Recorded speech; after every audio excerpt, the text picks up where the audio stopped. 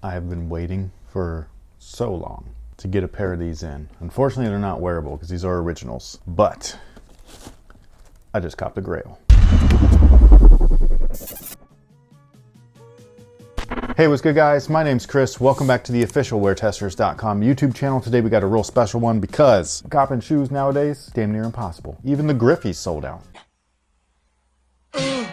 So, because new shoes are so hard to buy, I have actually been looking back and just dabbling in a little bit of collecting. I grabbed these are from my high school era, so this is the early years of Jordan brand, and it's a Grail for me, man. Like, these are fantastic. And on top of that, they've never retroed this colorway before, but they really should. These are one of my favorite Jordan brand shoes of all time. So for those of you guys that don't know what this shoe is, this is actually the Jordan Team 1. I mean, you can consider this the original team shoe just based off of the name alone, because it was the first one to use team in the name, but it's not the first non-signature Jordan shoe. So real quick, we'll do a brief history just in case you weren't aware. For some of you guys, you might see this and be like, man, it's like 1997 all over again. But for some of you, you might be looking at these and being like, man, it's trash. I mean, if that's how you really feel, that's okay. But that's not how a lot of us felt back in this time frame, especially when we couldn't afford the real thing. These were like $110. Great price, great shoe for that price. I'll get into tech specs in a minute. So what prefaced this shoe right here was actually a number of other shoes. This is my favorite Jordan of all time that is not from the signature line. So if we're talking signature line only, it's the Jordan 4, white cement. Those are my favorite. But if we're talking about just one of my favorite Jordans ever, it's these guys right here. This is the Jordan Jumpman Pro, originally known as just the Jumpman Pro. This is the original box and everything. And this is the first shoe that I bought with my own money. I did all kinds of chores. I did all kinds of lawn mowing, pulled so many weeds. Anything that I could do to save up 110 bucks for these, that's what I did. And they're amazing. They're just amazing. And then right after that was these guys right here. This is the Eddie Jones Jumpman Pro Quick. These are so cool. This is the retro. I used to have the originals. I don't anymore. This is kind of like the retro of this shoe and the retro of this shoe. They're like bastardized versions of them, but I am glad to see them back whenever they are back. And I'm at least glad that these look a lot nicer than, like, say, the retro of the Jumpman Pro. The Jumpman Pros and these, the retros, they just don't look right. And then right alongside this shoe was actually the Vin Baker shoe, which was the Jumpman Pro Strong. I no longer have a pair of those. I used to have the originals of those too, so when I burned through these guys right here, my birthday was coming up and my parents were like, what do you want for your birthday? And you know this. They buy me a bunch of like dumb little random things. No offense to them. That's just what they would do. And I said, I just want a pair of shoes, man. That's all I want. Like, I just want a pair of Jordans. And my mom was always like, nah, like, we can't afford that. And I explained to her, like, yo, you spend about $100 on worthless stuff that I don't want, like pencils that are like got Superman on it. And I get it, it's the thought that counts and stuff. But if you really want to get me something that's worth your money, just buy me the pair of shoes and we'll call it a day. So with that logic in mind, that was the only time I was ever able to convince them that it was worth buying a pair of shoes. So this and the Jumpman Pro Strong were directly after these. And then that's when we get into these guys. This is the retro. These are horrible, okay? Just the shape, the materials. Look at the toe. Why is it so bubbly? The materials are awful on this. I don't know what it is. I think it's the upper paneling. It's got to be higher or something. They make this one look so chunky compared to the original. Is so sleek looking, man, you know? And I was always like, every time I would get one of these, I'd be like, dude, why does it look so weird? And it's just because it's such stiff, cheap, crappy ass material that they just don't move. They don't conform. Like, this is so soft. So this is the original Team Jordan, performance brand of excellence, as they once were known as. Nowadays, not so much. By the way, these are the original launch colorways. And then there was the UNC colorway, right? The UNCs are really clean and everything. The original UNC colorway was just like this. It was all white, UNC bottom, no extra toe stripe. Then they retroed this shoe really quickly. It was still within my high school years, like towards my senior year of high school. They retroed them and the UNCs got retroed and they looked just like this. So instead of black, it was UNC and they had a UNC stripe in there. It was really weird. It was one of the first times that they changed. There was also this guy right here. This was the Michigan colorway. So this was like right around the time frame when not only teammates were wearing Jordan shoes, but not the signatures, they were wearing the team stuff, but the college teams were as well. They started signing college teams like Cal, Michigan, Cincinnati. So they would wear these guys right here. These I used to own the originals of as well, way down the line. I remember finding these on eBay for like 25 bucks. Whoa. Man, I love the hell out of them. This is not that pair. These were actually gifted to me by a viewer, PJ.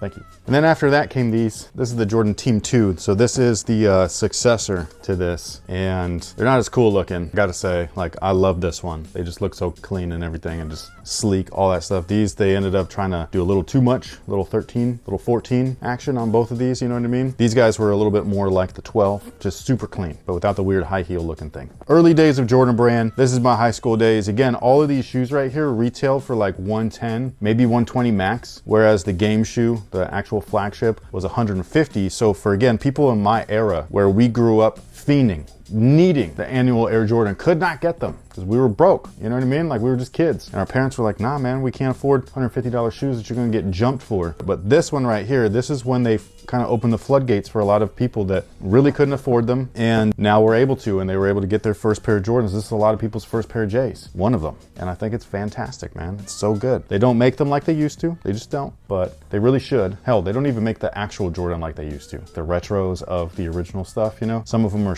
some of them are good. It's unfortunate. That's terrible.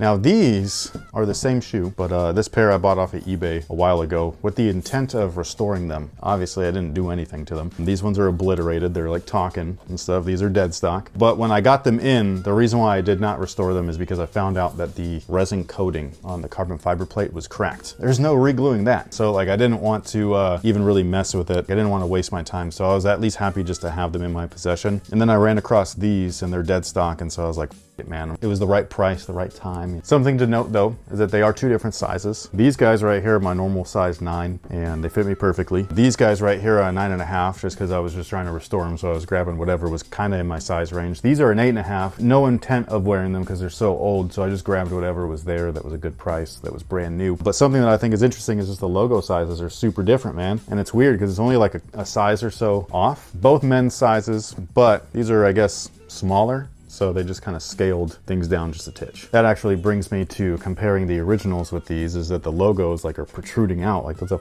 weird ass bubble back there, you know? This one's a super smooth, it's almost pancaked on there. Same thing with the collar one. They tried their best to mimic the lining. The paneling is really good as well. It's just the materials are awful. Like, these are synthetics and so are these, but there's a difference between synthetic materials. Just like actual leathers, there's different versions, like different grades, all of that stuff. You can get really great leather and you can get really cheap leather. Same thing with synthetics. These guys right here are just a really nice premium feeling synthetic, even though it's not premium at all. It's all vinyl and stuff with a PU coat on top. It's not anything special, but it mimics leather really nicely. Whereas this one is stiff as these are worn. I've played in these. Look at this.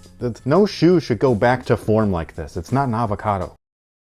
Now, as far as tech specs are concerned, these actually were the same exact thing as the Air Jordan that year, but for $30, $40 less of a price. So we've got herringbone traction, carbon fiber shank, check. Heel zoom air, check. Forefoot zoom air, check. Is that in the retro? It is. Not the carbon fiber though. That's not there. That's just resin with some kind of graphic underneath it or fabric or something. And these guys were worn by all kinds of players all across the league, including his teammates. Ron Harper wore these. I think Pip wore these too. I never saw Jordan wear these in a game, so he could have worn these in practice. I know that he's been known to wear stuff like this in practice. There's other team shoes that I've seen him wear in practice as well. Even later on down the line when he came back as a Wizard, he was wearing a lot of Team Jordans too, because then the brand was definitely expanded at that moment. But yeah, these guys right here, man, this is like, I know that a lot of people just don't consider shoes like this grails, but for me, this is a holy grail. Do you remember these at all? Only from being around here. But not originally? No. Okay. Do you even like these? I think that the old Jordan brand stuff looks amazing. Well, so I think we do a lot of videos around here and we talk about shoes constantly. So I can't remember if I was even in a video where I've talked about these, but these shoes remind me of that dog. Is it a chow? I don't know. You guys can help me out, but it's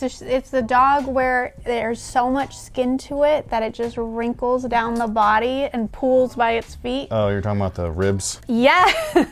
It just looks like extra skin falling down the shoe. I don't know. I mean, I kind of very loosely see where you're coming from, but when I look at a shoe, I don't think of dogs. A dog is the polite way of saying it. You've seen it on like the guys who shave their heads. And maybe hey, they man, got... some people got rolls, all right? This is what the shoe reminds me of. It's all good, man. I like these. I think that these are I know you dope. do. You just like spent a good however many minutes that gets edited down to professing your love for this shoe. Yeah, they didn't see everything that I said, but I know. you know, this right here though, like I just think that these are something special, especially at the time. This was just a guy signed to a brand, a typical endorsee deal. And then somehow he got more popular than the brand could have ever imagined. Yeah. More popular than the brand itself. And they were just like, you know what, man, I think we need to expand your product line. It's the first guy to do that. I know, and they've been trying to make that magic happen again And ever they can't. since. And they can't. Not just them, like other brands have been trying to as well. Well, not just that, but I'm talking about more so just Nike in general with the sublines of all of these athletes. You know, even this brand can't do it again. Like, it was lightning in a bottle. It only happened once. So thank you so much for watching. Thanks for all the support. If you were like me and around here back then when this really was starting off, really popping off from the beginning, share with us your thoughts down below in the comment section. Is this shoe hot? Is this shoe not? If it's not, don't say that it's trash. Really articulate why you don't like it. I'd like to know. Nobody can do that. Nobody can articulate. I articulated, looks like a dog or extra skin. And even though I don't agree with what she said, she's right. You know, like she articulated it, and so I'm able to sit here and be like, yeah, okay, wrinkled up foreskin, whatever, I get it. You know, That's not what I said. I'm just saying, like, whatever it is that you just articulated, that's fine, whatever. I still love these. I love this. I love the ribs. I know you I do. I just like it, man. I like it. Thank you so much for everything. I appreciate you guys, and until next time, have a good one. Man, it's so weird doing it with my left. It's like, it didn't work.